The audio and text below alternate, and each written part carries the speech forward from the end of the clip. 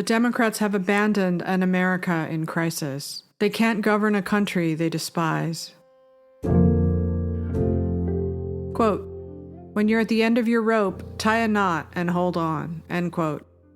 Theodore Roosevelt. Joe Biden and the Democrats could learn something from what just happened on Twitter, where a populist revolt is currently underway. The blue check scam was powerful. A minority of elites who granted themselves outsized influence on the media narrative, the Democratic Party, and reality itself. Elon Musk played a game of cat and mouse with the blue checks, first by taking them away, then giving them back after they launched a dumb hashtag campaign because the unwashed masses could now have access to status on Twitter. It was obscene, but telling. The upper decks of the Titanic have never looked more out of touch with the majority of Americans who have bigger problems than whether to drop the price of a Starbucks latte for a blue check on Twitter. The bigger picture, of course, is that their ship has hit the iceberg already, and the clock is ticking down on their power. For podcast listeners, a tweet from former blue check Seth Abramson, quote, "Musk is illegally using the name/likeness of a Nobel Prize winner to sell a product. He put a false representation on a site he controls that says the Nobel laureate purchased and approves of a product he didn't and doesn't. When confronted with his tortious conduct, he did this." And then a tweet by Paul Krugman that says, "So my blue check has reappeared. I had nothing to do with that, and I'm definitely not paying." And then Elon Musk responds with a picture of a crying toddler and a plate of spaghetti. Meanwhile, leave it to the offspring of John Lennon and Yoko Ono to offer a rare bit of critical thinking. Says Sean Ono Lennon, "Something really hilarious is happening where some people actually feel so triggered by the blue check situation. It's becoming this year's wear a mask. It's actually becoming political. We live in the dumbest of times. Does this remind y'all of anything? Now the star belly sneeches had bellies with stars, the plain belly sneeches had none upon theirs." Brett Weinstein also understood the bigger picture, quote, "Let's face it, Block the Blue is a rebellion against an honest business model for Twitter in favor of an opaque one that delivered us not only to advertisers, but to a powerful corporate government hybrid that censored and manipulated us into massive self-harm. I had a blue check from 2017. I bought Twitter Blue months ago for the edit button and to support creation of a public square. The rebellion against an $8 a month fee is a strategy to uninvent the public square by luring one ideology to opt out. Don't fall for it. #0 is a special number."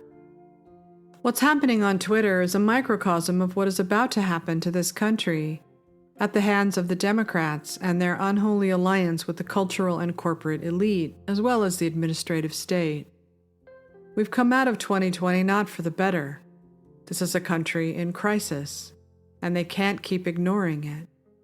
There is a crisis among the young, a crisis of crime in our cities overrun by drugs and homelessness, not to mention a crisis of mental health. The revolt is coming. They couldn't stop it on Twitter and won't stop it in America. They have not only ignored the majority, but they actively disdain them. No administration can survive that. It's just a matter of how long they can hold power and how bad it will get before they're booted out. A majority of Americans support protection of women and girls in sports and oppose gender-affirming care on minors. This past week, not a single House Democrat voted for H.R. 734, the Protection of Women and Girls Act, even though 70% of Americans support it. For podcast listeners, we're looking at a headline from The Hill. New poll finds majority of Americans against trans athletes in female sports. Although attitudes towards transgender individuals have shifted in recent years, a majority of those surveyed voiced hesitations regarding transgender women and girl athletes competing against cisgender peers. From the Washington Post and the University of Maryland, quote, "Nearly 70% of respondents said they believed transgender girls would have a competitive advantage over other girls, with 30% reporting neither group would have an advantage." However, a slim majority of those surveyed did say they were concerned with transgender athletes' mental health in the event they were not allowed to participate in youth sports, end quote. The majority of Americans aren't hateful or unaccepting of trans people. They don't want the majority of women, however, to have to go along with the lie that fully grown biological men do not have an unfair advantage. 70% is unequivocal, yet Joe Biden has insisted he will veto H.R. 734 if it somehow passes the Senate, and here's why.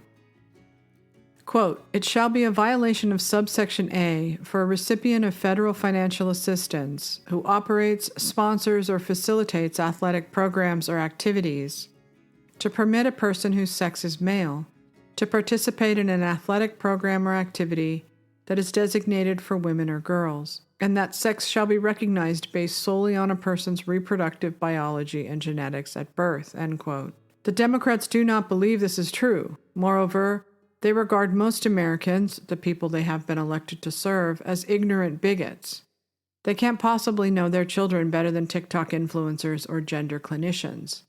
Protect transgender athletes, says every Democrat from Chuck Schumer to Nancy Pelosi to Joe Biden.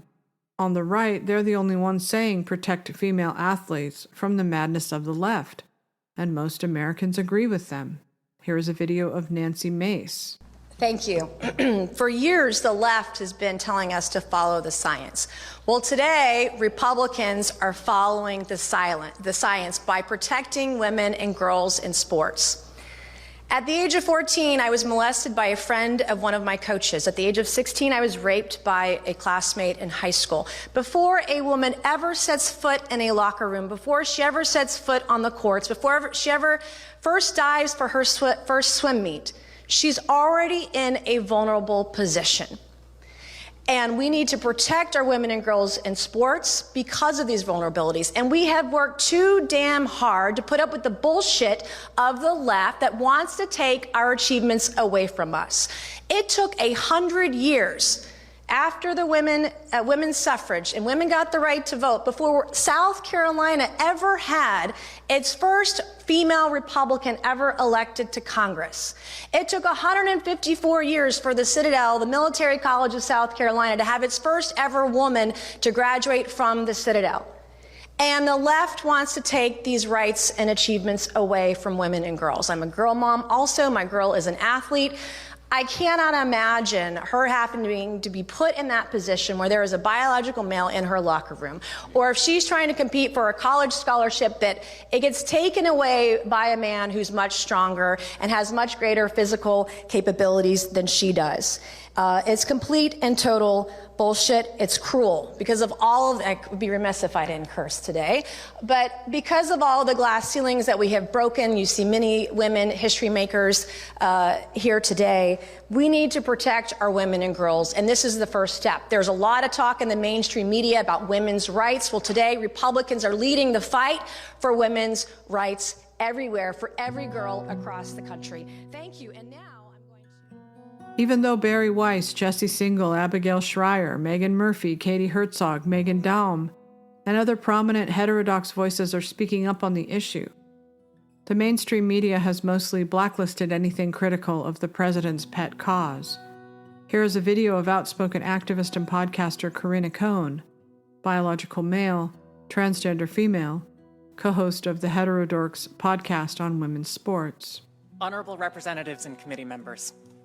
My name is Corinna Cohn. I am a resident of Indianapolis and a constituent within House District 98, represented by Robin Shackelford. I am an independent, and I have voted for principled members of each party. I'm here to speak in support of HB 1041, which aims to strengthen the rights for girls and young women competing in sport. My testimony today is based on my personal opinion as a transsexual. That is, a person who was born male and used pharmaceuticals and plastic surgery to feminize my body so that I appear to be a woman. Despite having these procedures, my sex is male, and neither science nor medicine can change that. I began this process as a teenager, and although my testosterone levels have been in the female range for nearly 30 years, male puberty has endowed me with physical advantages such as height, bone structure, and increased lung capacity. For example, I stand at 5'10" which puts me in the 99th percentile for women's height. I am just an inch shorter than the female athletes who play in the WNBA. The average male height is 5 inches taller than the average females. Banning males from participating in women's and girls' sports would be justified on this basis alone. Everyone can use their own eyes to observe how these advantages play out in the real world. The most recent example is the University of Pennsylvania swimmer Leah Thomas, a biological male who has broken numerous school and national records women will be unlikely to ever match. If more males like Leah are permitted to compete against women, it will become common to see women marginalized in their own sport category. I have school-aged girls in my family. I know they often need support and encouragement to stick to competitive activities. When boys are allowed to compete with girls in their own sport, that is one more reason a girl has to talk herself out of participating. Opponents of this bill use confusing language like transgender girls to refer to boys who are being socially and medically treated to mimic members of the opposite sex. Just like these youth who are being characterized as trans kids, I also suffered gender identity disorder as a teenager. We should have all the sympathy that we can for these children and ensure they have appropriate treatment. But it is unfair to expect girls to cede their hard-won rights to make room for male students suffering from gender identity issues. It's astonishing that women's rights groups are not lined up here in support of HB 1041. In particular, the American Civil Liberties Union is strongly against HB 1041. The ACLU is supposed to protect women's rights, not undermine them. Instead, women and girls must rely on right-wing organizations to come up here and support their interests. It is absurd and unreal that liberal organizations are turning their backs on women's rights. Somebody needs to stand up for women and girls, and I feel compelled to do so since so few members of the transgender community have come forward to support them. It's ironic that people who identify as women will not risk defending women against attacks on their rights. Thank you. The right wants to take a hard stand while the Democrats want to take no stand. The majority is in the middle. They're concerned about trans kids and adults, but they're more concerned about why all of this is suddenly on the rise as a social contagion. Politeness is keeping them from asking about it. Most do not know the seriousness of the effects of gender-affirming care because of the media blackout. When they do finally find out, heads will roll. We know Biden is not all the way present, which has allowed a fanatical cult to infiltrate our government.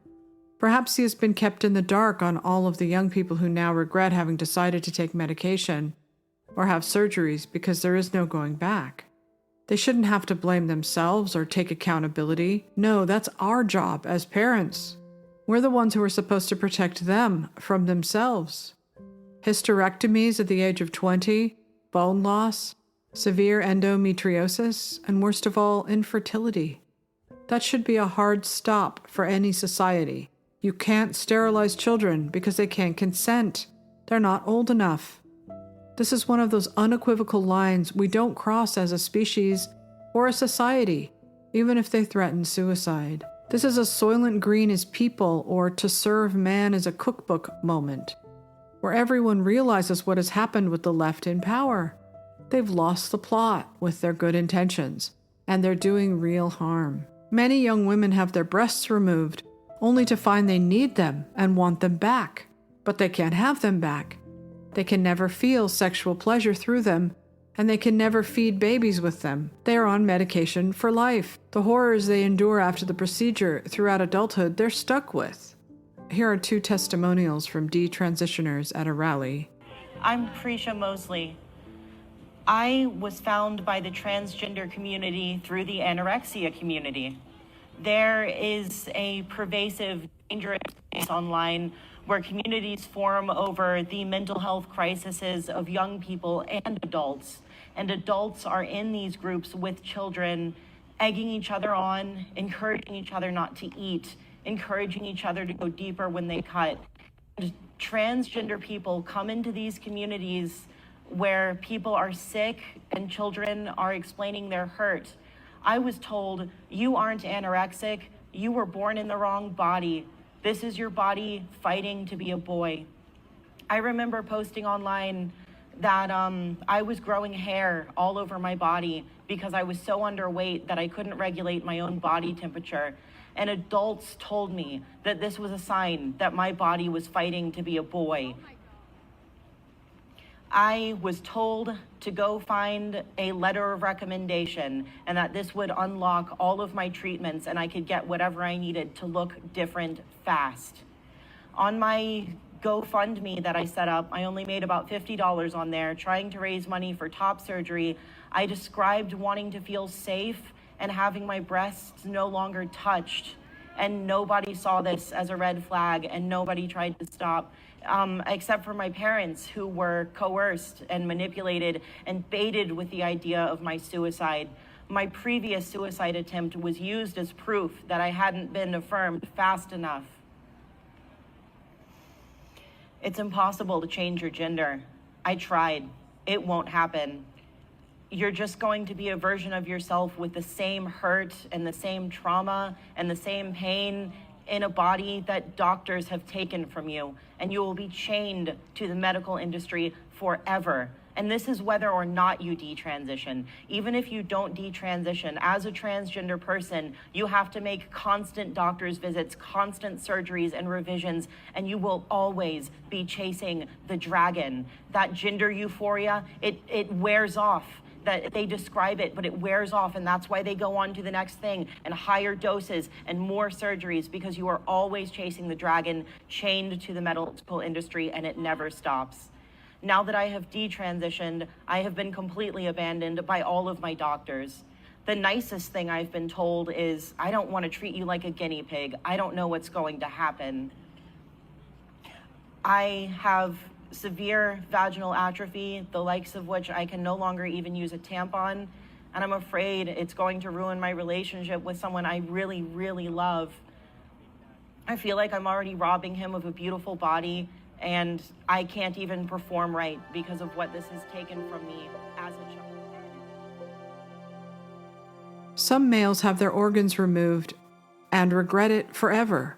Even if some don't, enough do that there should be a national conversation about this and a vote, instead of one powerful lobby in government cramming it down a public that never saw it coming.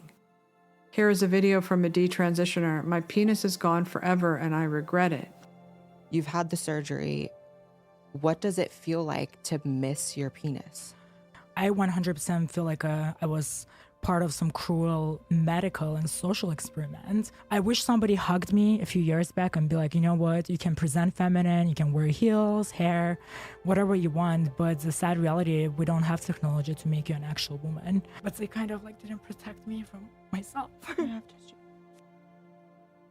Here is a video of a biological male who has no way of winding back the clock to develop normally. Sexual function is no longer an option. I'm an almost 30-year-old man. This is what I look like. This is what I sound like as an almost 30-year-old man. This is what happens when you let people transition in adolescence before they've had a chance to grow up. Before they had a chance to even learn who they were. Not just but pressure. Pressure people to transition at these ages. Young, vulnerable people who are already so suggestible.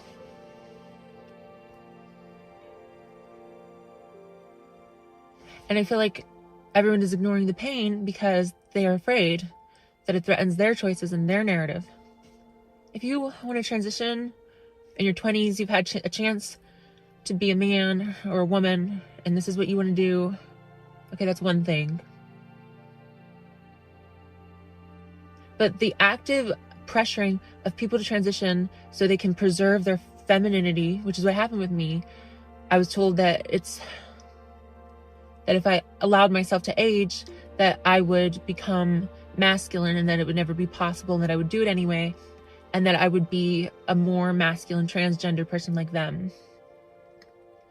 And so I made the choices that I thought were right for me at the time. I do take accountability.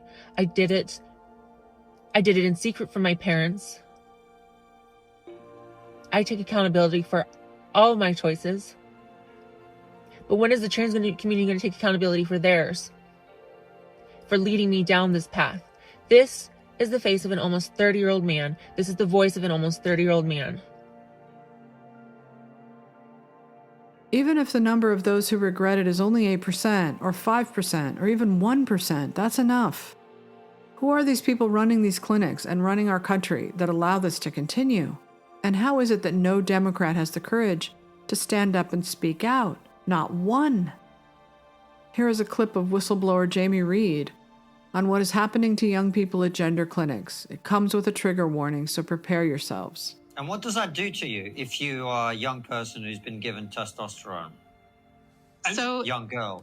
Well, it depends. So if you Young were female on a block, assigned at birth, sorry. well, no, even if you were given a blocker first, Okay.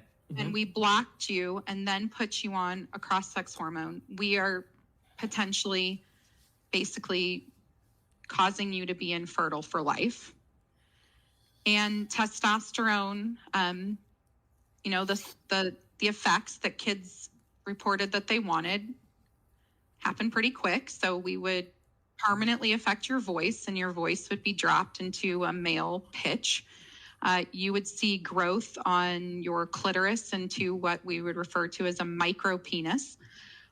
We would start seeing atrophy, and your vaginal canal would start to have atrophic features. All of your body fat would start to move and shift around. You would have facial hair growth. A lot of our patients would start losing the hair on the top of their head. And then we would see mood changes. We would see patients who were, again, they were supposed to be getting better. Their mental health was supposed to be getting better. A lot of times it was not doing what we thought it was going to do. And if you were on feminizing hormones, you would start growing breast tissue, your fat would move. And again, if you were put on blockers first, it would render you potentially infertile for life. And now we also know for the kids, the boys, if we block you and put you on feminizing hormones, we also are potentially making you have sexual dysfunction for life. What do you mean by sexual dysfunction? So in the boys, blockers make it so that they never grow the penis or the testicles.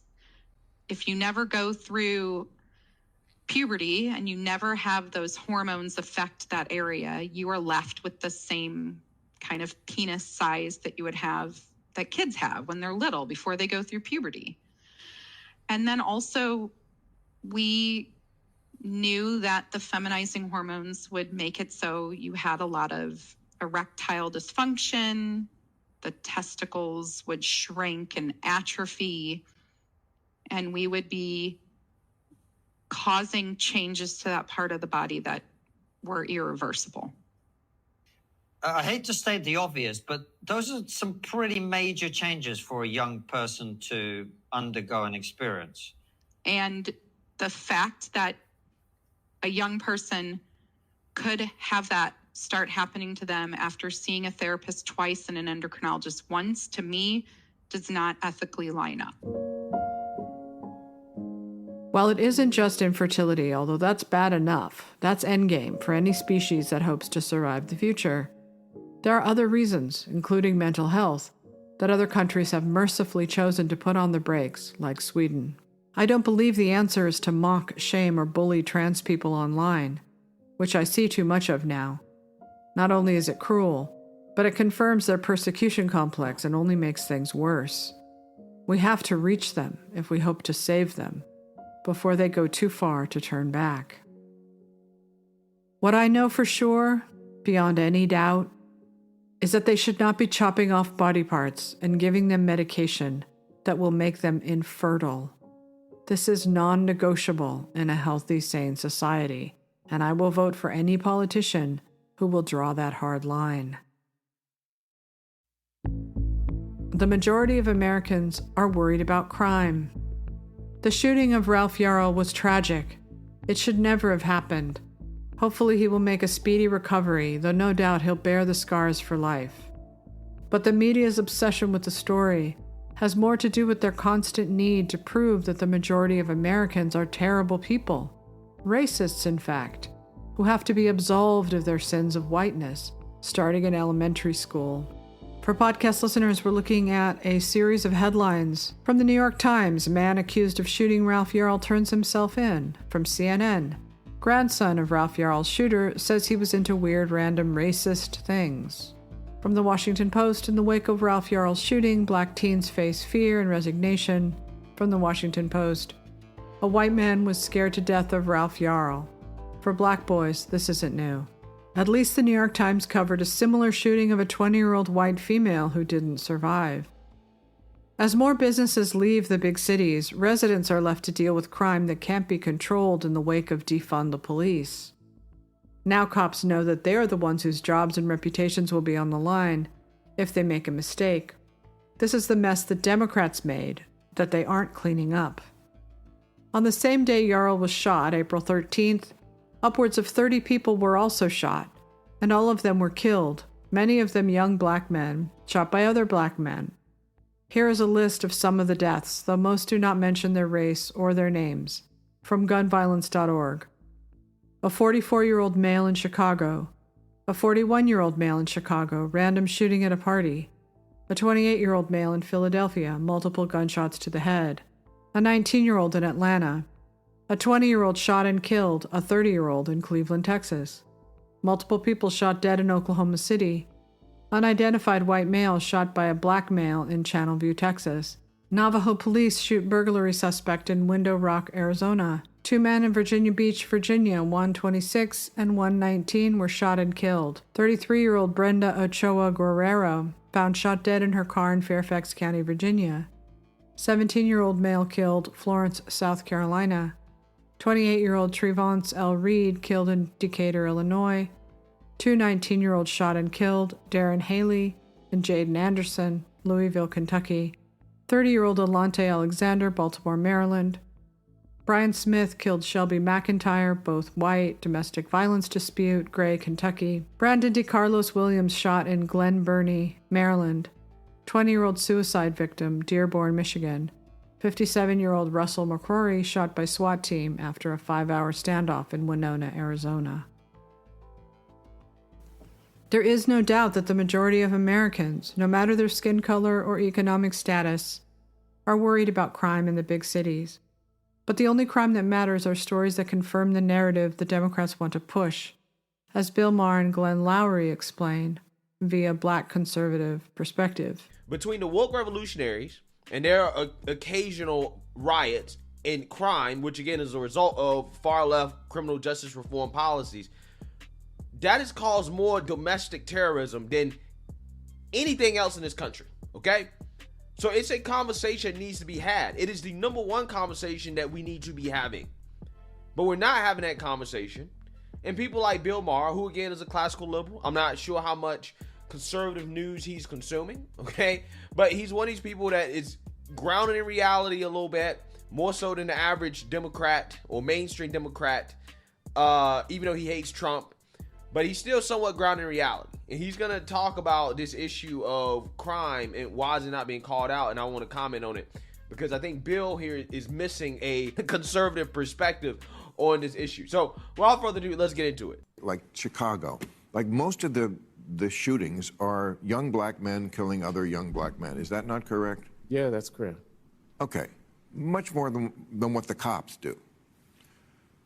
Why doesn't anybody talk about that? Why aren't there, 100 giant black celebrities who would have the respect of those people saying, what are you doing to yourselves? Why are you killing each other? This is no way to live. Yeah, the reason why is because it's racist, Bill, right? And it's especially racist for a white liberal like yourself to say something like that. Again, they're going to be calling for Bill Maher's cancellation, okay? They're going to go after Bill Maher. Blue City breakdown. Street takeovers in Los Angeles have become routine. They don't even bother sending in the cops because they know that the media will put the cops on trial, not the criminals. This has been going on for a year, yet up until now, nothing has been done about it. Finally, the residents had no choice but to mobilize and protest because our government does not care about them. How bad did it have to get? And why wasn't this major news? Why aren't the media hammering the Democrats on this issue? Because it doesn't fit the narrative. They have to back Team Blue or suffer the consequences of angry Twitter elites. Here is a video of Compton residents flocking to City Hall to demand action. Fed up with street takeovers and now looting, neighbors in Compton give city leaders an earful tonight. After a weekend of chaos tonight, residents descended upon City Hall to say enough is enough. And the Sheriff's Department tells us they hear them. KCAL News reporter Leslie Marin is live in Compton with the very latest. Leslie?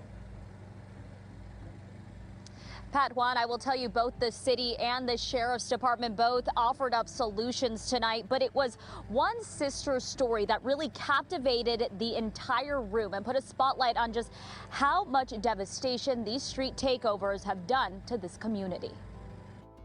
My brother was scheduled to get married December 16th for his 12th anniversary, and instead I had to go pick up clothes for his funeral. Cynthia Enamorado didn't have to say much more to get Compton city leaders to listen to her Tuesday night.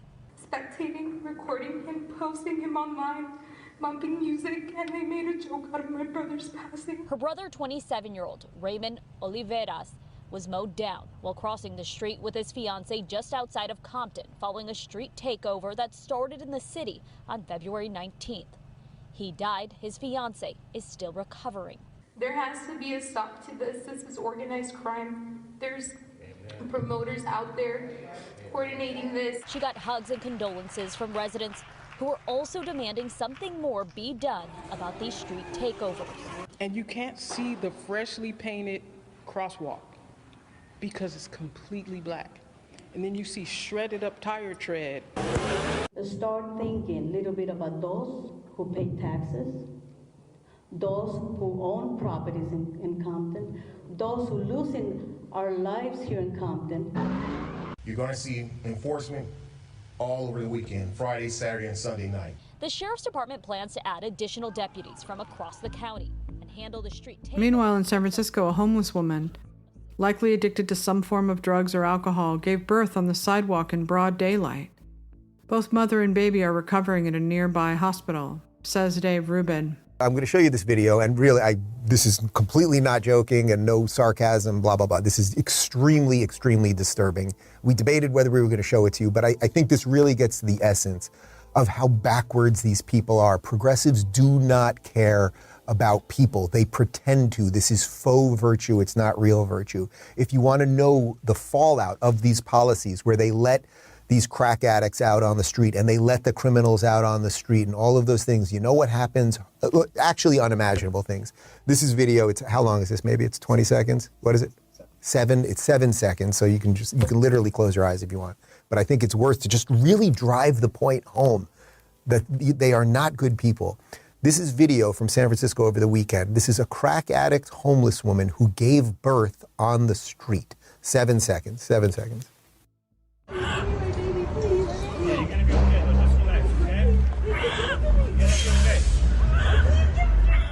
Guys, this is third world type stuff, and it is going to continue to go in that direction. And that's what I'm talking about the blueprint and the separation. Do you want that? And do you want that nationalized through Democrat policies, Biden, Newsom, whoever it might be? Or do you want to separate from them, live in a place that is reflective of your values, and defend that place? So I think you know what my answer is. According to the San Francisco Standard, quote, such incidences are rare but not unheard of in San Francisco. In 2007, a woman gave birth to a baby boy on a San Francisco sidewalk, then left the child. Last year, a stillborn baby was found in a porta potty of a city-sanctioned homeless encampment. More than a dozen children are born to parents living on the streets each year, an expert told the Standard in the wake of that incident. Michael Schellenberger has been sounding the alarm for a while now, whether or not the blue checks on Twitter or the Democrats want to pay attention. Here is Michael Schellenberger speaking about how the radical left turned America's cities into slums. I mean, I think it's hard for people that are not from here or who haven't spent any time on YouTube looking at videos to just understand how seriously chaotic and deteriorating the situation has become. You've started to see some people in New York complain about scenes that have become very common and familiar in San Francisco, but also in Los Angeles, Seattle, Portland, which is that you have what Europeans actually call open drug scenes. that Americans have euphemistically referred to as homeless encampments, which is really a misdescription of what is going on in these situations. These are groups of drug users who have, because of their addiction, lost contact with friends and family. They no longer work. They live on the street because they're saving their money to support their addiction. This is people that are often, sometimes they're traumatized, sometimes they just got addicted because of partying too hard. But the addiction crisis in the United States has grown enormously. I used to work for philanthropies supported by George Soros, the very well-known currency speculator and billionaire. He's now a major philanthropist in the United States and has been for almost 30 years. When I got done working on drug decriminalization issues, or what we call harm reduction issues, in the 1990s, in the year 2000, 17,000 people were dying in the United States from illicit drugs. This year, 100,000 people died from illicit drugs. Drug overdose and drug poisoning is the #1 cause of death for people 18 to 45. To put that 100,000 in perspective, that's 3 times more people than die in car accidents. That's 5 times more people than are killed by homicides. So the drug crisis is really, it should be like the #1 issue in some ways, or at least it should be a tier 1 issue, but it's been like a tier 3 issue for reasons we can talk about. But really what's at the heart of what we call our homeless problem, but to some extent our crime problem, is driven by drug addiction and drug abuse. At what point do voters wake up and realize what has happened to this country at the hands of the Democrats and a media that lies to them about it?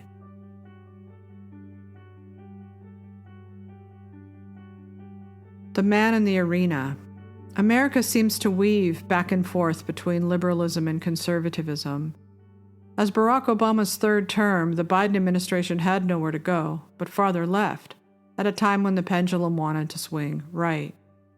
Now we desperately need conservatism, the Lincolns, the Teddy Roosevelts, the Eisenhowers, to bring back structure, our foundational principles, and common sense. Joe Biden is not a bad man. He's just been insulated in government most of his life. What does he know about the real world? And with no honest media or staffers to tell him the truth, he has no clue what has become of this country on his watch. The Democrats can't govern a majority they not only detest, but want to dismantle and rebuild, starting in elementary school. Our children are being taught to hate themselves, to hate the sex they're born with, to hate their skin color, that they're either oppressors or oppressed, to rely on and depend on Big Pharma for life to fix what ails them. The last thing they are being taught is resilience. They're being coddled, overprotected, and lied to about the world, that we need to make it safer for them to survive it. They need to be taught the opposite, that they can survive anything, that success is only achievable when we're willing to risk failure. How easy it is for the blue checks to sneer at Elon Musk when his rockets explode, or he stumbles while managing Twitter. They assume because he's the richest man in the world, as we navigate through another Gilded Age, that he's somehow corrupt. But he's a man in the arena who knows victory and knows defeat. Here is Teddy Roosevelt's speech about the man in the arena. The poorest way to face life is to face it with a sneer. There are many men who feel a kind of twisted pride and cynicism. There are many who confine themselves to criticism of the way others do what they themselves dare not even attempt. There is no more unhealthy being, no man less worthy of respect than he who either really holds or feigns to hold an attitude of sneering disbelief toward all that is great and lofty, whether in achievement or in that noble effort which, even if it fails, comes to second achievement. It is not the critic who counts, not the man who points out how the strong man stumbles, or where the doer of deeds could have done them better. The credit belongs to the man who was actually in the arena, whose face is marred by dust and sweat and blood, who strives valiantly, who errs, who comes short again and again. Because there is no effort without error and shortcoming. But who does actually strive to do the deeds? Who knows great enthusiasms, the great devotions, who spends himself in a worthy cause, who, at the best, knows in the end the triumph of high achievement, and who, at the worst, if he fails, at least fails while daring greatly, so that his place shall never be with those cold and timid souls who neither know victory nor defeat.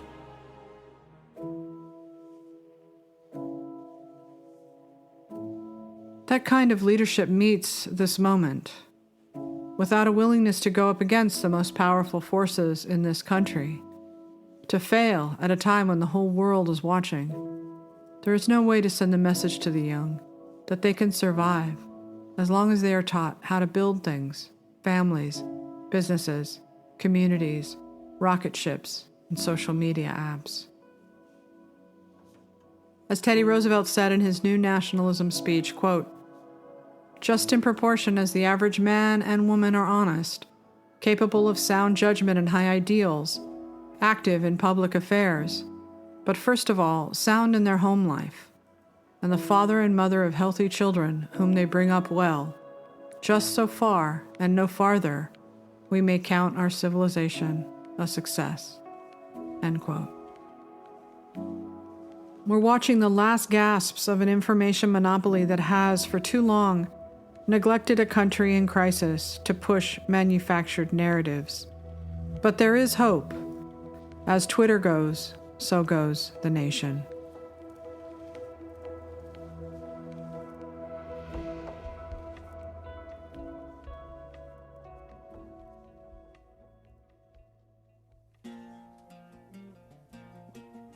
Thank you for listening to my Substack, sashastone.substack.com. And remember, to thine own self be true.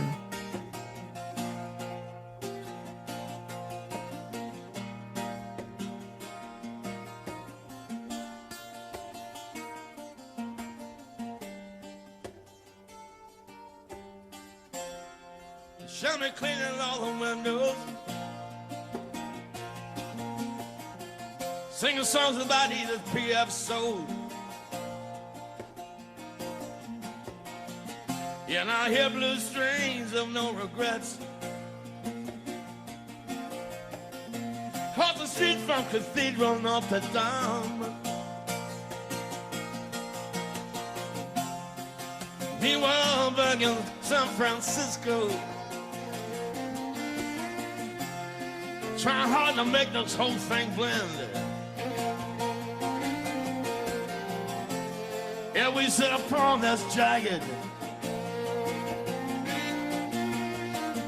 story block with you, my friend. Yeah, it's a long way to Buffalo. It's a long way to Belfast City, too. Hoping the doors won't blow the hoist. 'Cause this town, they bit off much more than they can chew. Here we get that on. Here we get that on. Here we get that on. Here we get that on.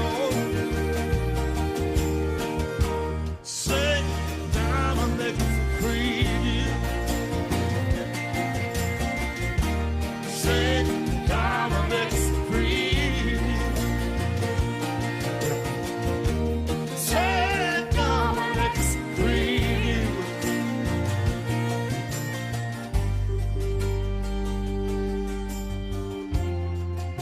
All the orange crates are stacked up. Got the same way supermarket in the rain. Everybody feels so determined not to have to feel anyone else's pain. Come on, making no commitments. Everybody but themselves. Trying to get outside closed doorways. Trying to get outside empty shells. And for every cross-cut country corner, every Hank Williams railroad train that cried, all the change of badges and flags and emblems, every strain on every brain and every eye. Every gaze down, every gaze down, every gaze down, every gaze down. St. Dominic's preview. St. Dominic's preview. St. Dominic's preview.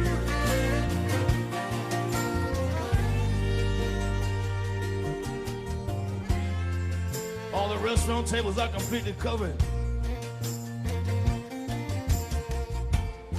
And the company's paid off all the wine. Got everything in the world you ever wanted. Right about now, your face should wear a smile. Get on up. That's the way it all should happen. Well, you're in the state you're in. Have you got your pen and notebook ready? Hey, it's about time. Time for us to begin.